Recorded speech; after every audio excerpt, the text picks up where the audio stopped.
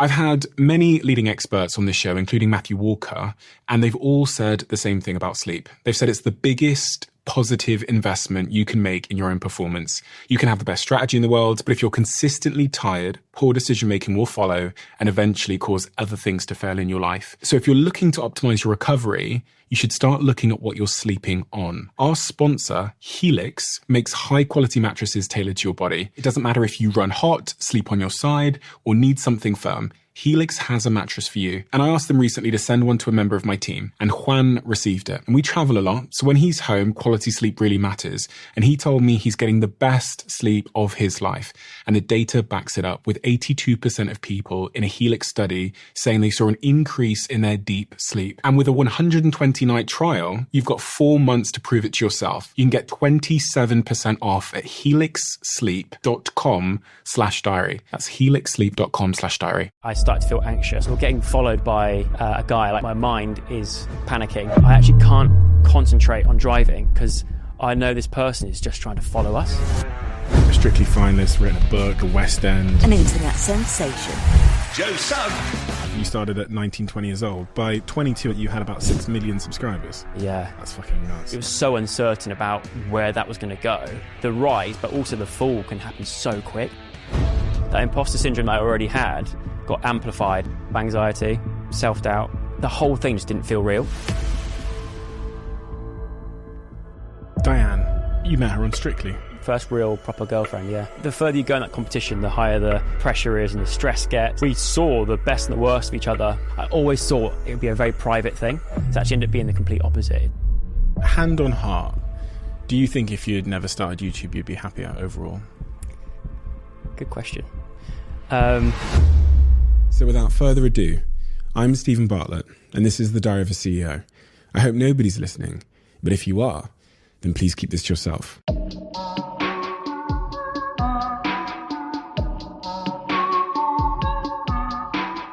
Joe. Hello. Tell me, what are the most important things that I need to know about you from your early years in order to understand you? In order to understand the man that you are today. The man I am today. I was quite a loud child. I was a loud, annoying child growing up. When we look back through like family videos, it's quite embarrassing to watch, particularly me, because I was the sort of boy that would be like, "Mummy, watch this," like repeating myself over and over again, and we're watching it back like, "Oh, shut up!" Like, you were an annoying child. But then at some point, I flipped, and I don't know when that was, but at some point I flipped and became a very sort of timid, quite a shy child. Always very creative, even from an early age. I was a good drawer. I used to illustrate and draw a lot of pictures at school, which definitely came passed down from my parents, mum and dad, both very creative in their own sense. I went to a very, very small primary school in rural Wiltshire. I think there's 52 pupils in our whole school. Going from there to secondary school was a big change for me, because that was going from 52 pupils in the whole school to over 1,000. So that was a big, which probably could have a reason why I went from being sort of quite a loud, annoying child to being a lot more sort of, "Oh, I'm at my depth here. I'm now a small fish in a big pond."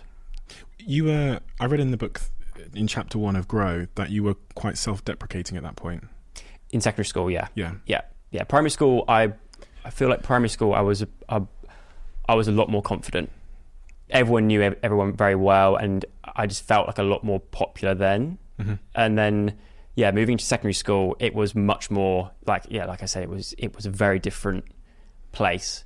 And that's when I first sort of encountered teasing and bullying and stuff. And I wasn't necessarily like bullied, but it was more like if there was ever like teasing going on or things that they were trying to sort of dig, I very quickly sort of realized if I'm already sort of poking fun at myself, they will get bored of trying to poke fun at me. So there's less chance of that happening. At that age in secondary school, would you consider yourself to be a confident child? No. Do you know what? Silently confident. Like, in my head, I've always been the sort of person where I know what I'm capable of, and like I know that I think, you know, I know that I can do certain things to a good standard, and I know that I can be a good student and all this kind of stuff. But on the outside, not as confident at all. So like with work and stuff, I was very confident. I was confident that I'd be able to get the grades and do well in school and things like that. But it's more the sort of social side of it. I found that a lot more difficult. Well, if I'd asked you at that age what you wanted to be when you grew up, what would you tell me? Say like 16-ish. 16, I wanted to work in media, but I wanted to go more down the route of animation. My goal as a kid, first of all, it was an archaeologist. Of course, yeah. I wanted to be Indiana Jones. And then secondary school, I wanted to work for Aardman. I wanted to be an animator, like model builder, or just, I think I've got a lot of patience. And if you know what animation's like, or how long it took to make Chicken Run or Wallace and Gromit, you know, those films take a long time to make. So I wanted to, I felt like I'd be good to do that, and I wanted to work for Aardman. Your grades at A-level were really good. Yeah. Which was surprising, because then, you know, most people with those kind of grades that get A's and stuff would then go off to university. Yeah. You chose not to. No, yeah. So we did work experience. I don't know if you did the same. Like when you turn 16, you have to get I went to a dentist. Did you? Yeah, I fell asleep every day. So I decided to go roof thatching with my uncle. So my uncle is a roof thatcher, which is a very old traditional craft that they don't really teach anymore. It's very like kind of, there's no classes you can go and take, and you can't study for it. You've got to actually go on the job and work on the job, and you learn that when the master thatcher thinks you're ready, you then go from being an apprentice to a master thatcher. And I remember my school advised that I didn't do it, but I went and did it anyway. Shouldn't have done, sorry. But I went and did that, and then I absolutely loved it. I was outside. I think what it was is I was outside. It was tough. I was lifting a lot of straw and moving things and sweeping up, but I absolutely loved it. There's something about like when we finished a roof, we'd look at what we'd done, and it's just that feeling. I wanted to bottle that up and be like, that's what I want for the rest of my life. So I decided that I wanted to be a roof thatcher for the rest of my life.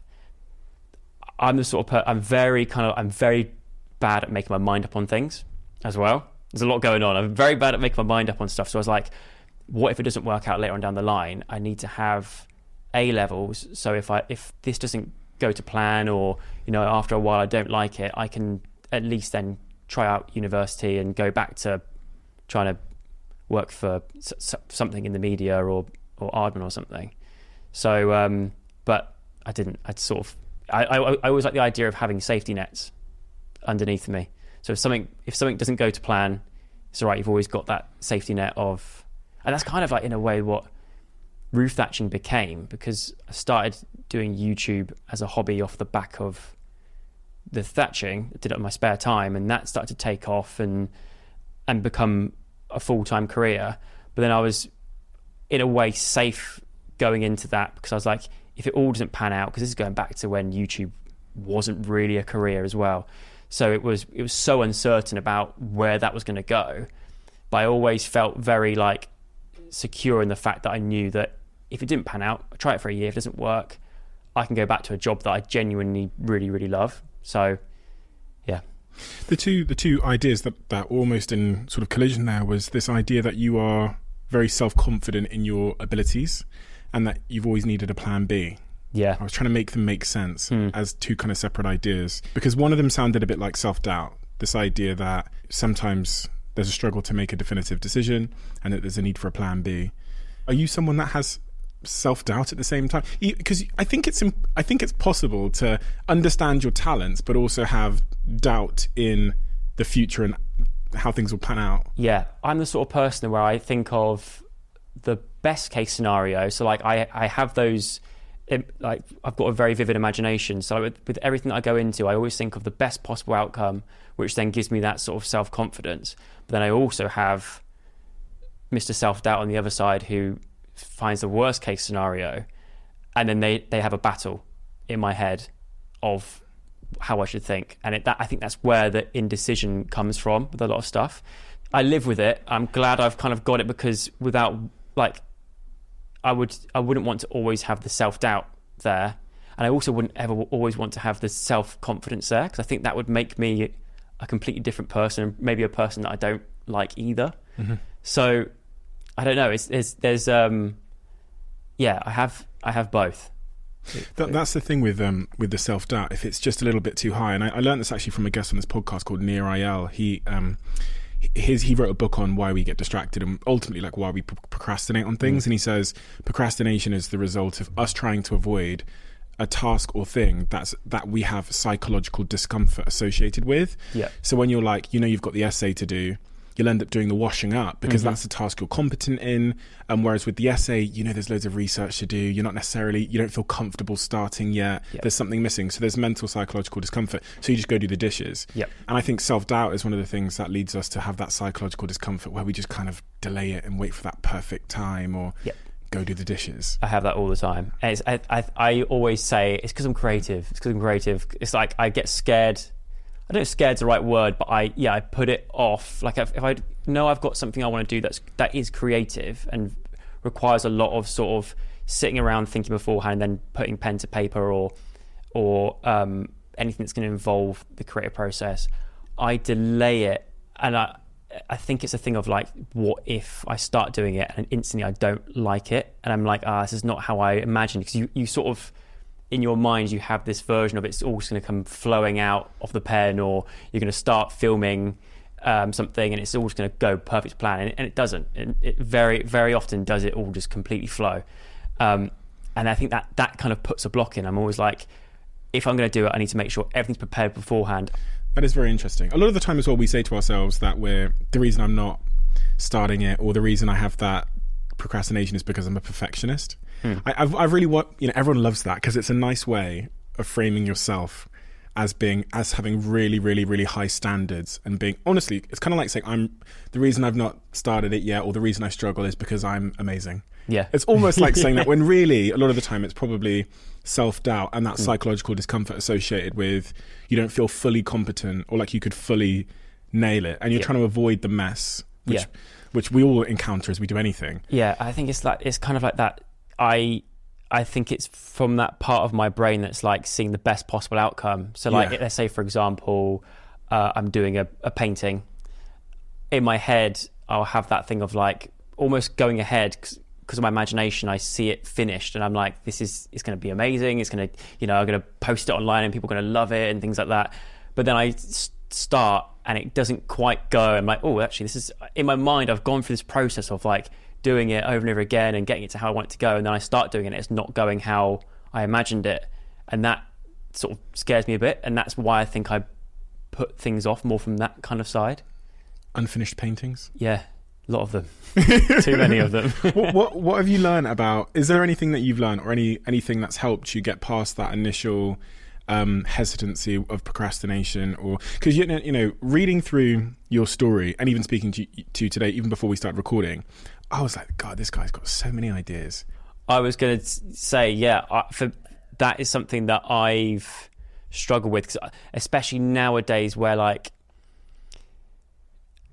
going into things like business, like starting businesses and stuff, I feel like from what I've seen, very rarely do you see people that are doing so many different things.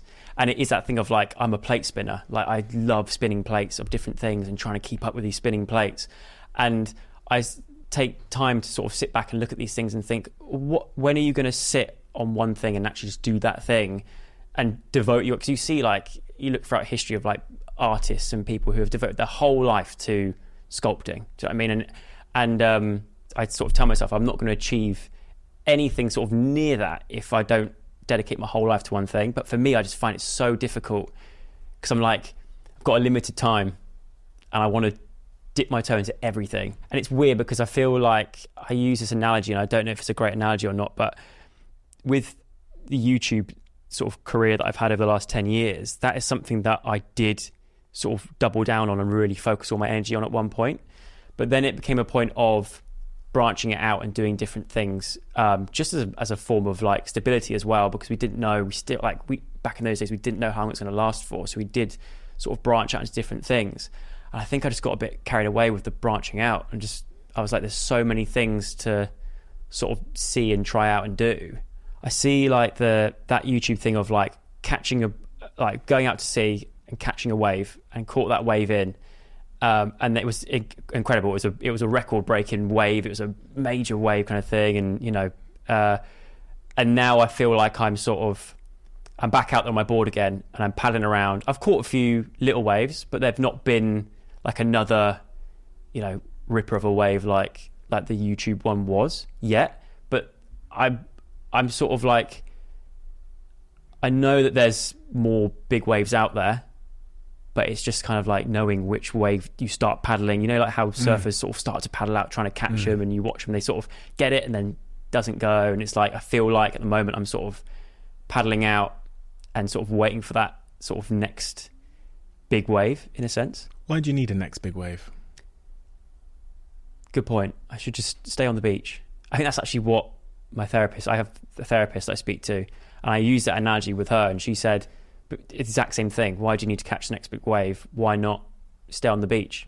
You don't need to go out and constantly catch big waves. I was thinking this because you said earlier, I mean, the question I was going to ask before you talked about the wave analogy was kind of similar, which is, if you're happy spinning multiple plates and trying lots of things and sculpting for the joy of sculpting, it seems like, and I'm guilty of this in the biggest way, it seems like there's this other narrative which is saying, no. Forget what you love doing. Focus, because success is the most important thing. Yeah. And when I say success, I mean like accomplishment. Yeah. Because real success probably is actually being happy. Yeah. And you're happy. Like, but it's almost like we deny ourselves of happiness because there's not a gold medal there, or there's not a gazillion followers there. Yeah. But you're enjoying sculpting. Yeah. For the sake of sculpting. It's like a punishment of yourself. Like, I feel like in a way, it's kind of like a form of like, Joe, you love doing this and this makes you genuinely happy. So why don't you just do it? Do you know what I mean? And if you love it that much and you stick at it and do it, then good things may come from it, but it's not going to happen straight away. And it's almost like I get into a thing of like, I like to sort of, the things that I know I love doing, I put aside, and I focus on the things that maybe I don't love as much or not as passionate about as much. But I'll sort of almost put that before the little things that make me really happy. It's bizarre. Why? I have no idea. I've tried to like think about it a lot, and it's weird that it comes from I don't know where it comes from. Because are you saying because those things you could be, although you might not love them as much, you might be able to be successful in the eyes of the world in them? Or I think it's because I've got that thing in me that's looking for instant success and stuff, which is weird. And maybe that's because of like before on YouTube and stuff, there was a time where, we were, I say we, like, might speak for myself, but like me and a lot of the people around at similar time that on that sort of wave that we were on, we all, everything we sort of would go into almost became an instant success in a way. It was like, gold, yeah, I think it's because we, like, back then, I felt like it was so much bigger. Anything you sort of went into, it did end up sort of getting attention and doing really well and things, whereas now maybe not so much. And I think that's crazy. We signed some YouTubers back in those days, so maybe not because you were very, very early, but in 2013-14 we signed a bunch of YouTubers, and still to this day none of them were as near the size of you and that sort of British cohort of like YouTube megastars, but still to this day and they must have been 18, 19, 20 years old. I still think it ruined their lives. Yeah. Because I watched an 18-year-old, 19-year-old kid who had started a YouTube channel, got to 200,000, 300,000 subscribers when there was no video. That was the only shop in town for video. Yeah, before Facebook video and Instagram and Snap and Twitter video. Yep. So that was where, as brands, we were just pumping all the money into these YouTubers. Yep. I watched those kids turn down 15 grand to show up to a fucking movie premiere. Yeah. Or to just show face. When that wave comes into shore and hits the beach and it's over, those kids are in a psychological trap almost with their own personal expectations of the world, and I really worry about that, because success can be a curse because of the way it messes with our own personal expectations of ourselves and of the world. Yeah. And in some respects, that sounds like what you're saying. Your expectations back then, everything you guys touched did turn to gold. Yeah. And now you're saying it's a little bit more difficult. Yeah. Bronze. Yeah. Yeah. No, does any of that resonate with you? Oh, 100%. Yeah. I think that's a big part of why myself and Casper, who's also a YouTuber, we started a management company because in the future there's going to be kids. I mean, we were even seeing it then, like young kids that were shooting to fame overnight. But even I think nowadays with other social medias, it happens even quicker. Like the rise, but also the fall can happen so quick. And I was like, for me and Casper, we want to make a management company. A big role of what we have in that is being, in a way, kind of like mentors when needed to for any questions they have or any concerns they have about that kind of thing. We can sort of give. I kind of use it as like I guess like the Hunger Games. That guy who's like sat on the train who sort of takes her through it and be like, look, this is going to happen. I guess like a mentor, a very different version of kind of like mentor kind of role. Yeah. And that for me is like one of the best things that I do at the moment is having that sort of one-on-one with our own clients, and sort of if they've got any sort of issues, being able to actually offer advice and see it make a change. I'm Joe at 19. Yeah. And you're Joe at 30. Right. What do you say to me? I'm about to as you were. I'm thinking about uploading that first video. And what advice would you give me?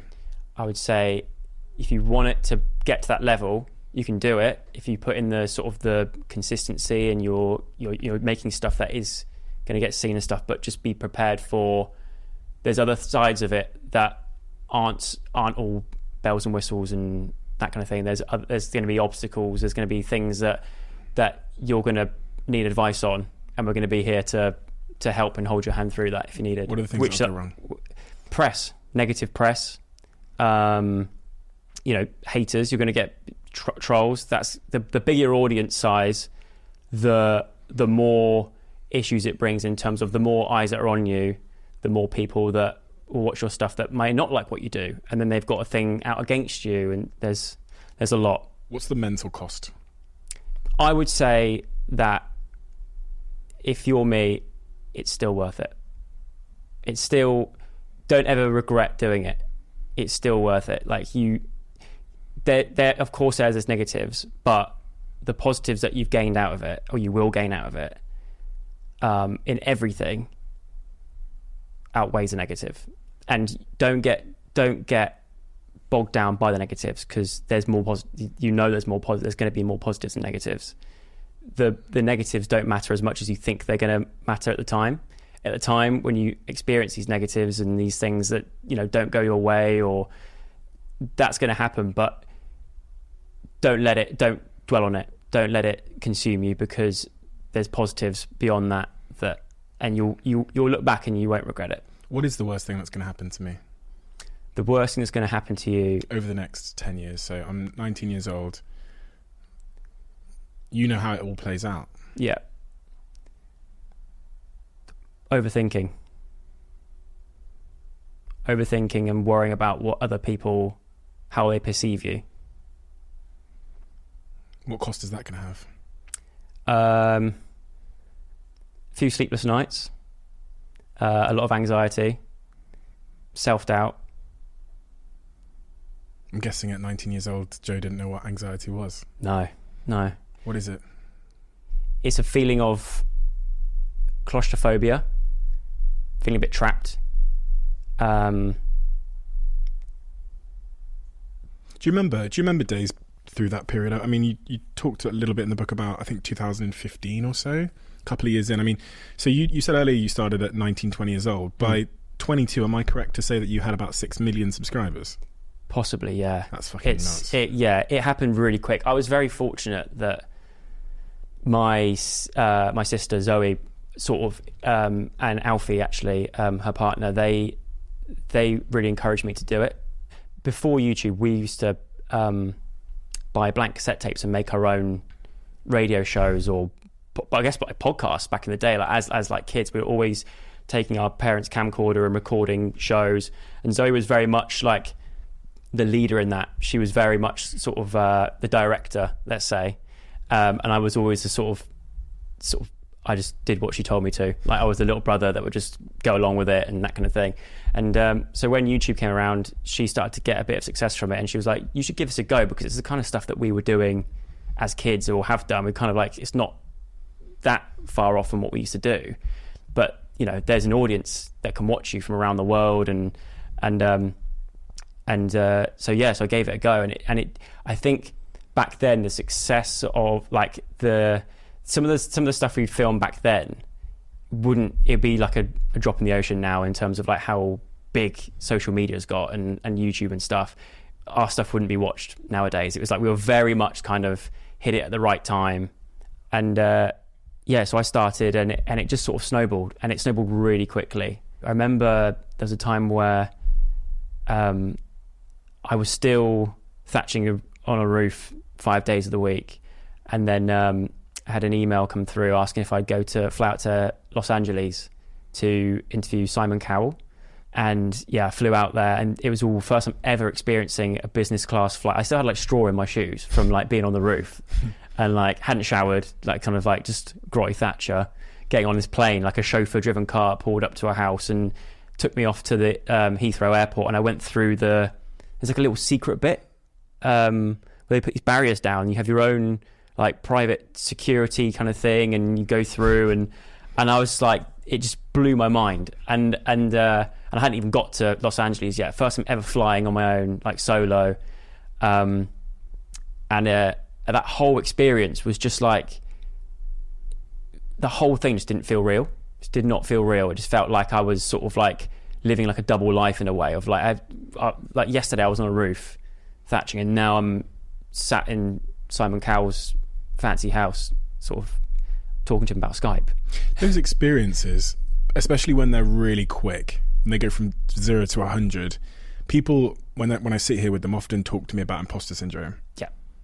Because, as you said, you're kind of living a double life. You're like, Yeah. What the fuck am I doing? Yeah. I'm a straw in my shoe and Simon Cowell. And definitely, yeah. Imposter syndrome, there's definitely a lot of that going on. And that must result in overthinking and doubt and all those things we talked about. And that's another thing actually that I would say to younger Joe is that you're going to get this thing called imposter syndrome. You'll learn about it later, but yeah, it'll be there. And I've had that even now to this day. Like even now with this podcast, like I listen to this podcast all the time, and even on the way here, I was a bit nervous because I was like, you get like these incredible CEOs on, and these people that are so good at talking, and I struggle to get a sentence together most of the time. And I'm like, I feel like there's people on there that have done such amazing things, and I'm like, even for me, it still gives me that little bit of imposter syndrome of like, there should be other people. There's a lot more people that should be sat in this chair rather than me. What's the risk of that? Because I imagine a lot of people. For me, the risk is you end up like avoiding like opportunities in life and stuff, because I'm sure there must have been people that we've asked to come on this podcast before that through imposter syndrome said no. Like they because we do get a lot of people come here and they'll say a similar thing. I can think of a few people who literally came here and was like, I don't know why you've asked me to be here.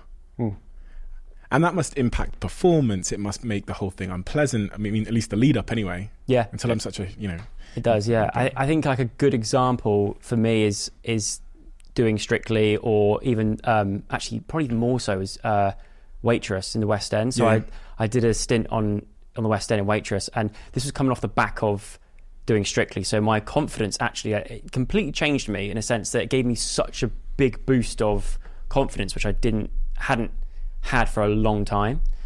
And so riding on that confidence, I agreed to do a audition for Ogie in Waitress in the West End. And I remember I kept asking sort of my team, being like, have they asked me because of like Strictly, or will they be honest, and like if I'm not good enough, will they just tell? I don't want them to sort of put me in it if I'm actually not good, because I'm not to standard that they'd take someone on. Do you know what I mean? If it's not me. And they were sort of like, I think you'll just go along, you'll do this kind of stuff. And I remember even after doing the audition and they said they really loved it and things like that, in my mind I was still like, but did you though? What, like, are you sure? Like, are you sure? And especially like the backlash that I kind of got from that was was quite like, I mean, it's nothing that sort of worried me too much, but there was a lot of like people that was messaging me being like, you don't deserve this. There's people that have trained their entire lives in musical theatre and they didn't get that, they won't ever get that opportunity because people like you coming in taking those roles. And so I started to have like a massive, and that kind of like that imposter syndrome that I already had got amplified, and I was like, maybe I shouldn't do it, and just sort of. But then I wonder if there's been any times where people have then turned around and said, actually, do you know what, I don't want this because of what people on social media have said, do you know what I mean, or given their opinion on. So that was a real sort of, that was definitely a moment that stands out to me of being like, I probably shouldn't be here doing this. In your journey with social media and YouTube, was there a moment where you go, that was where I really started to see the symptoms of getting burnt out by doing this? Was there a year or a time where you just thought, fuck, I don't want to open my emails, I don't want to upload? Yeah, it was, I think around 2016, 17, I think it might be. I remember it clearly because it was just a time where there was just a lot going on. I think YouTube was like massive. We were, like I think at the time I had 3 YouTube channels that I was trying to all keep up at the same time. And this was actually before I was doing it all solo as well. So I'd think of the ideas, I'd shoot them all, edit them, obviously distribute it, I guess kind of in a way market it by promoting it and putting it out there and trying to get people to watch my stuff. But I also had a book coming out, which I was working on. Me and Casper did a feature with BBC Studios, like a sort of like a straight to DVD kind of like film of us sort of traveling around in a camper van. So there's a lot of things going on, and obviously lots of other different things in the background. And it got to a point where I was like, my life as a roof thatcher before all this there was no feeling like this, how I'm feeling now. It was just, I had such a solid structure, like up at this time, go to work until this time, go back, unload the straw, load up the van again, go and see my nan, give her the paper, go home, go to the gym, and then that was it. Was that a happier life? There's been a lot of times throughout my life where I've looked back and thought that was like, I think it is because that structure, it does make you feel like it's, I was living a more, yeah. Hand on heart, do you think if you had never started YouTube, you'd be happier overall over the last 10 years? Hand on heart. I think I'm more happy the route I've gone down as well. I think because the thing is, I can never sort of, as much as, I've had my struggles online and stuff, actually the online has also been such a big help for me, and especially like in terms of like YouTube and the way that I've worked with them and personally and like had support from them has been incredible. So I'm very fortunate as a creator on YouTube that YouTube has actually given me a lot of support, and I've had a good team around me that have given me the support and the friendships and the family that I've had around me. Although I went through a time where I did struggle a lot, and I had that burnout and I had that sort of anxiety and worry and self-doubt and stuff, I've had a really good set of people around me that have helped me sort of get past that. Even with the roof thatching, I look back on it now because I'm so far down a different path. But if I went back to thatching, I'm sure there were times where I'd be up on the roof when it's like sideways rain, wind, freezing cold, thinking like, what am I doing up here? So I think it's all sort of comparative to where you are at certain points in your life. Did your love for YouTube shift though? Because obviously you start posting less frequently on your main channel. Yeah.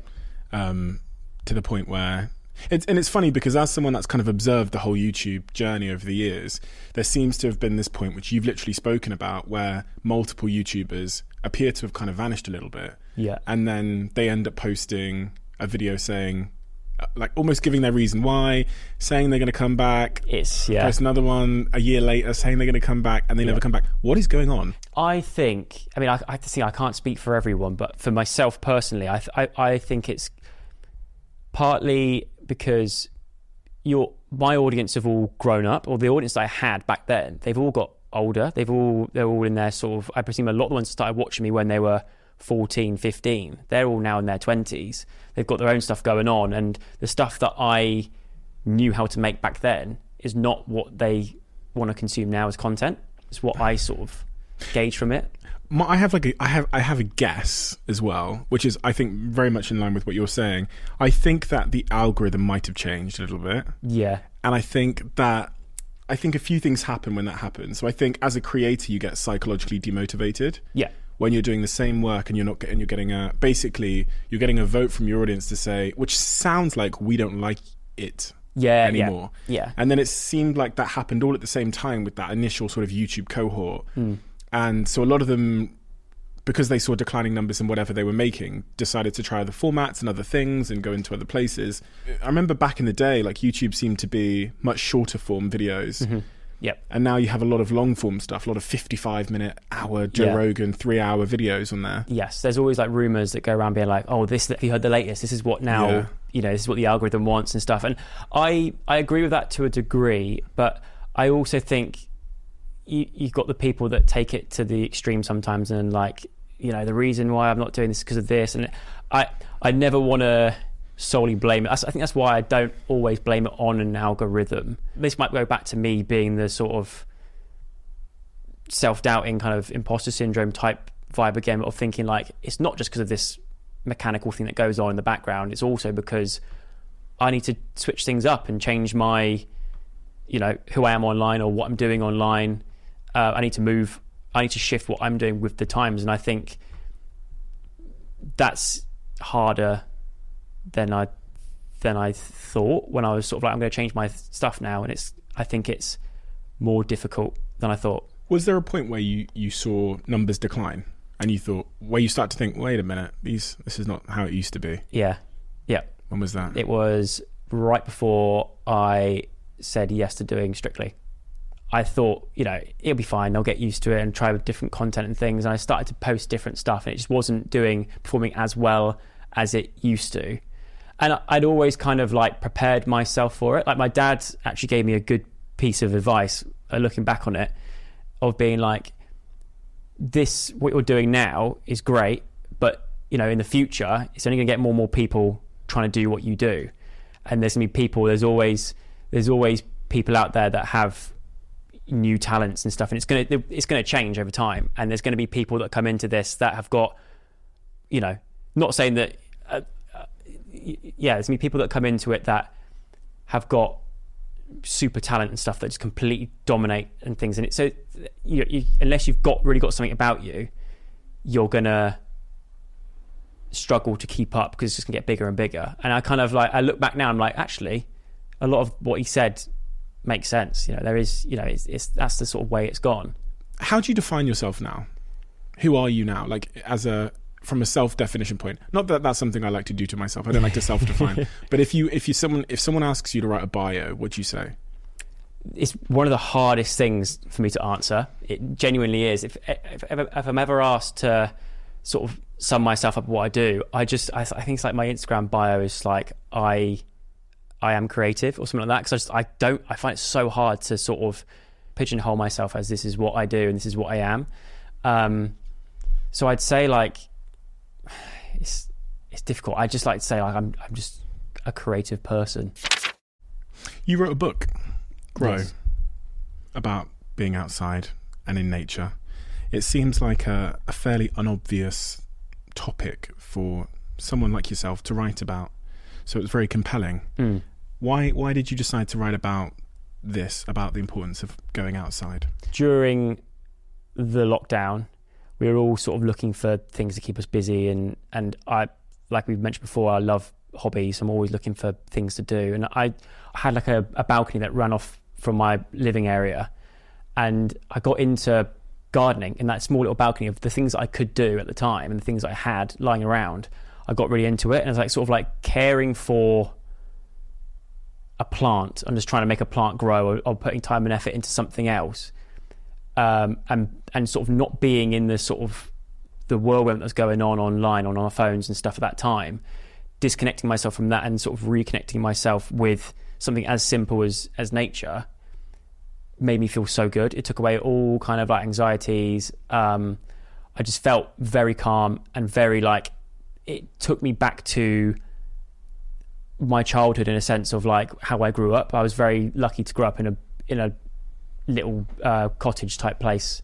So getting all that thoughts, it's part memoir. Like I talk a lot about like growing up in the countryside and sort of things actually living in London and all that kind of stuff, but also a part practical guide of hopefully giving some tips for other people in terms of like how they can find their own balance that suits them in terms of the real world and social media world.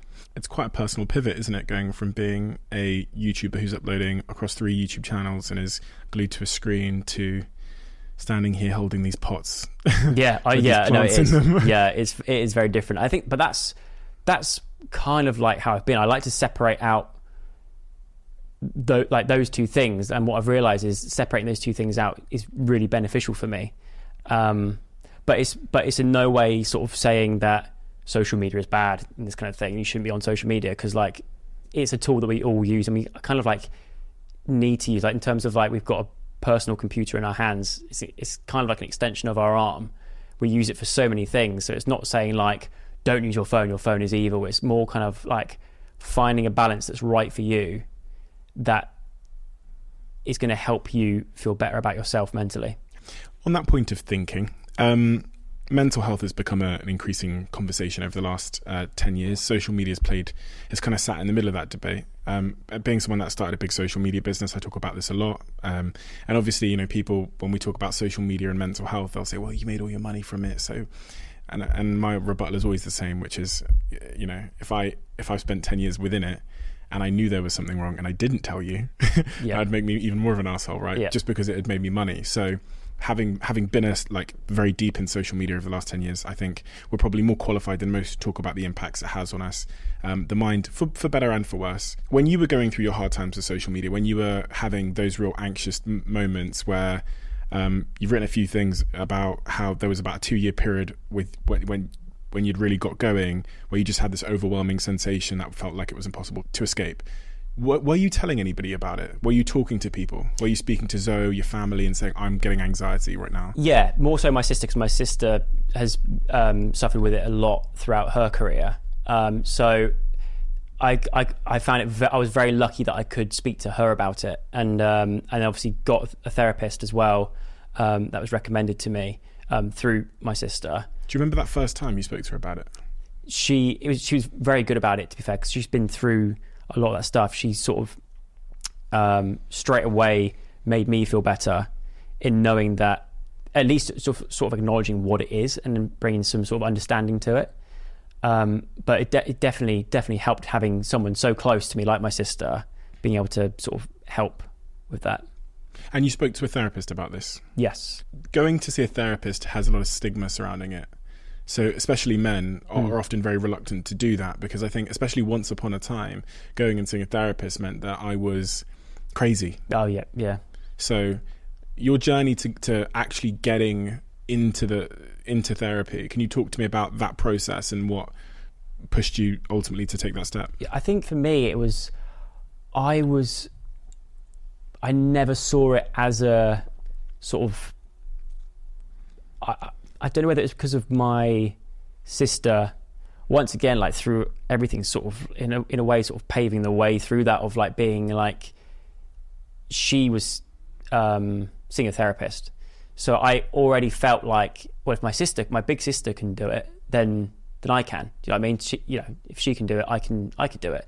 So I was quite lucky in a sense that it was actually a very easy process for me. What has therapy done for you practically? Is there anything you go, it really helped me with that particular challenge that I had? It's made me realise that I've got a thing about people pleasing. I'm a people pleaser. So I often feel like I can't be my unapologetic self in a situation without risking causing offense to someone. I'm like terrified of upsetting someone or saying the wrong thing. I'm learning through therapy that how to sort of manage that and to acknowledge it first and foremost, and then to sort of, and we're working on that at the moment, of trying to sort of work on like why I have this thing of being worried so much about what other people think about what I do. It's a tough business to be in if you have that as a kind of predisposition. Has your therapist been able to offer you any advice about overthinking at all? Yes. More so in like the sort of anxiety side of things. There was I think 2 or 3 points that she suggested, and it's like decatastrophizing the catastrophe, using time to separate.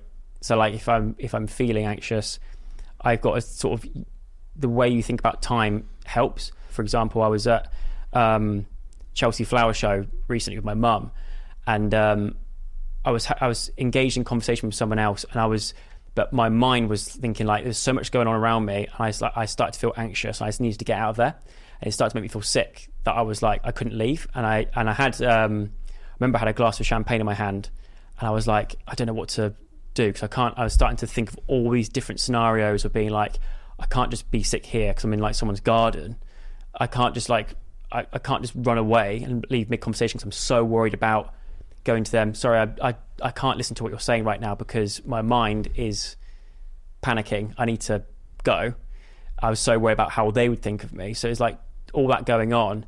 But what I've learned is that if you take that and think this conversation is max going to last 5 minutes, that helps. And it's like, know that after those 5 minutes, you can walk over there and you can be on your own and you can do this kind of stuff, and it's going to help. So it's like kind of like if you're going into something that you think, oh, this is going to be a 5-hour thing or like a 2-hour exam, you break it down into like chunks. So it's like, I've got, okay, this 2-hour exam is 4 30-minute chunks. And that starts to make me feel less anxious about things. And then also sort of thinking ahead of that whole thing. So if you've got an exam, thinking, well, after this, I'm going to go and do this, this, and this, and this. And when you're thinking about things further in the future, it actually starts to make me feel more calm. Diane, you met her on Strictly. Yes. Strictly gave you a lot, didn't it? Yeah, it did. Yeah. What was really interesting is that was your first girlfriend. Yeah. That's first real girlfriend. First real proper girlfriend, yeah. At what age? 27, 26? Yeah. God. I wonder if, had you met her outside of Strictly, if you would be together. Yeah. Because it seems like you would have done a pretty good job of overthinking your way. We have the same conversation. We're like, how lucky it was in a way that we were even partnered together. Because when you're partnered, if we weren't even partners on the show, we're on the same show, we still say we may not have got together, because when you're actually with your partners, you don't see each other throughout the week. So we're like this. We sort of see it as like the stars sort of realigned there, but it wasn't. It was an odd sort of situation, I guess. It's not how I thought it would happen. I used to be quite like nervous about sort of getting a girlfriend publicly, because I would always think because at the time I had this sort of large young female demographic that really into sort of what I did and things like that. And I was kind of like, I've seen through like friends that have got girlfriends, and when they introduce their girlfriends to their audience, it's a bit kind of like I always thought it would be a very private thing. And in my head, the whole time I was like, it'll be very private. And it's actually ended up being the complete opposite. It's like you can now watch the moment we met, which is kind of unusual. It seems, from just speaking to you today and getting to know you a bit, it does seem like that was the perfect way for you to get past, because you were forced together. Yeah. And it's, you know what I mean? In the context of the show, you were forced to spend time with each other. You weren't there to fall in love, but They put you together to do this quite intimate thing, very deep journey over many, many months. Yeah. And it feels like, from just understanding you a little bit, that was probably the best way for you to get past a lot of that, sort of talking yourself out of it. 100%. And you know what? You see I feel like in that environment anyway, especially for me, is like I feel like we saw the best and the worst in each other over that sort of 16-week period. There have been times where we go into training and like things weren't going to plan. We thought we're going home, and we stress. The further you go in that competition, the higher the pressure is and the stress gets and things like that. So we saw the best and the worst of each other within those 16 weeks. And afterwards I was kind of like, when we even sort of like had time to really kind of sort of address things like post and be like, I actually kind of want to spend more time with you, because I felt like I've seen the best and the worst, and I can, you know, I'm happy with that, and it's vice versa. And so yeah, that's how it how it sort of happened. So the show ends, yeah, you get to the final, you do very well, and it's then fun. You did the tour, yes, which a lot of people do, and they love that process as well. When did you decide that your dance partner was not just a dance partner and was a girlfriend? It was before the tour. Before the tour? It was before the tour, so after Strictly, but before the tour. Yeah, it was after the show finished. And like a few days after, we had time to sort of like, we obviously missed each other because we didn't see each other. So after we were like, sort of like, I do miss spending time with you and things like that. And so obviously we had a conversation, sort of decided to see each other more often and things like that. And we actually then went away to a place in the New Forest. Wait a minute, that was very quick. You had a conversation on WhatsApp or in person? No, like in person. Okay, yeah. So you met up a few times in person. Yeah. You didn't go straight to the forest. And then we went to the New Forest, like a little trip. Right. And I remember we were getting like followed, because there's a lot of like there was a lot of like attention on us at the time, I think, and so yeah, we were getting followed by a guy. Like I'm very like sort of aware of like what's going on around me and stuff. I think it's just from the career that I've had over the last 10 years. I don't know, but I was like, that guy who's parked, I could see from my flat, I was like, that guy who's parked there, he's a paparazzi, yeah. And this is going to sound really wanky, but I was lent to Aston Martin that morning. So I went down and I was like, this is the best. I do things like this more often. I get lent cars like this. And I was like, and so I went down and parked it, and he must have seen me parked. He knew what car to follow. And later on that day, I was driving along and I looked in the rearview mirror. I was like, I think we're being followed. And then and I recognised the license plate was something to do with the car, and it put me on so much edge. I was like driving along thinking like, I actually can't concentrate on driving because I know this person is just trying to follow us. So I sort of turned off from where I was trying to go to, because I don't want him to actually turn up to where we're going. So I was like trying to like shake him off a little bit. So I was like, right, Diane, you know how to work Bluetooth? He's like, yeah. Put on the James Bond theme song. And we had that moment of just like trying to sort of avoid this guy who was following us, and we did manage to do it, obviously very safely. Did the pictures come out in the paper? No, nothing, luckily, because we were on the move.